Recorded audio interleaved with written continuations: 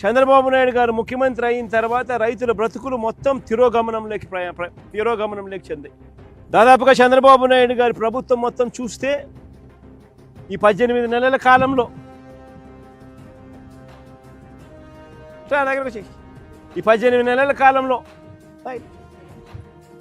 నెలల కాలంలో దాదాపుగా 16 సార్లు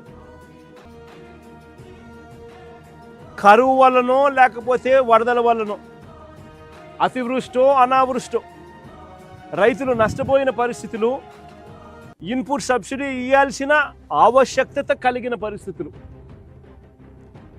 ఈ 18 నెలలలో 16 సార్లు అటువంటి పరిస్థితులు ఉత్పన్నమైతే ఇన్పుట్ సబ్సిడీ చంద్రబాబు నాయుడు గారు ఇవ్వాల్సిన అవసరమున్న పరిస్థితులు ఉత్పన్నమైతే చంద్రబాబు నాయుడు గారి 18 నెలల్లో రైతులకు చేసింది ఏమిటి అంటే బోర్డు 0.